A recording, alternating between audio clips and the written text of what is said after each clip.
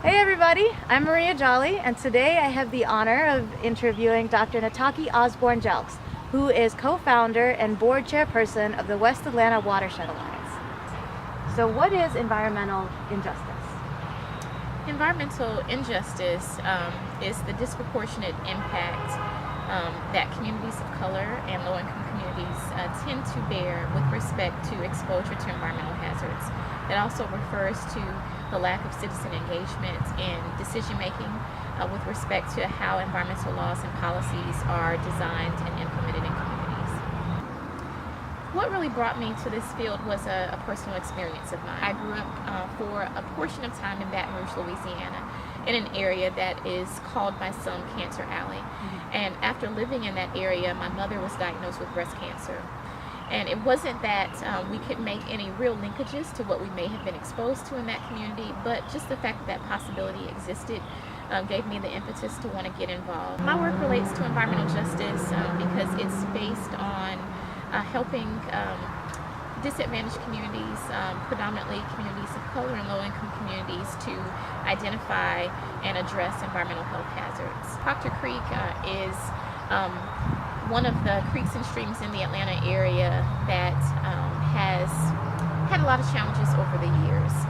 It is the only major urban tributary to the Chattahoochee River that is located solely in the city of Atlanta, and it runs through at least 38 neighborhoods.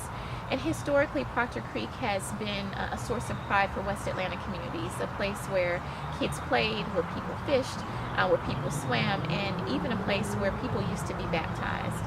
It has, in past years, been seen as a very vibrant part of the community.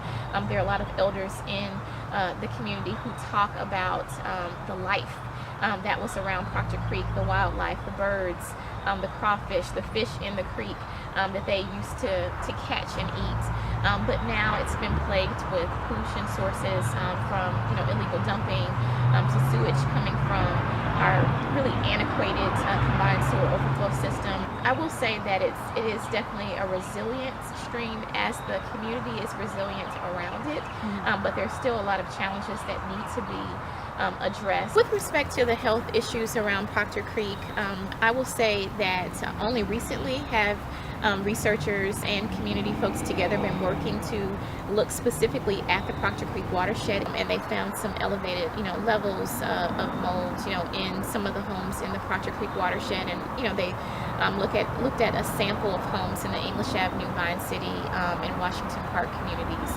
What are some of the short-term successes and milestones achieved by the West Atlanta Watershed in pursuit of this long-term mission?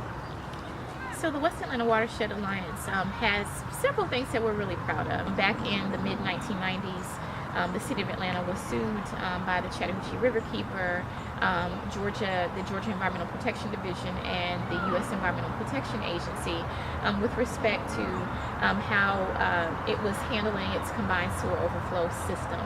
And so as a part of that, there was a large community engagement process that lasted about 30 months. The city was not, I think, very far along in terms of meaningful community engagement. And so we really worked with other partners to develop a community engagement process alongside the one that the city and its consultants helped to launch that made sure that people were really, aware of what the options on the table were. Overwhelmingly, residents, all across the city said that they wanted to see the city work to try to separate its sewer system where it was still combined, and to also make sure that they were purchasing, green space that could help to be a protective barrier, alongside, in the stream and creek corridor. We were successful in getting the Greensbury combined sewer overflow system separated within the Proctor Creek watershed, and we see that as a huge victory for this watershed community.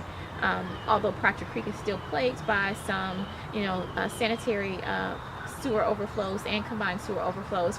When the West Atlanta Watershed Alliance has achieved all of its goals in collaboration with West Atlanta community residents, we envision a Proctor Creek that is once again playable, swimmable, and fishable again.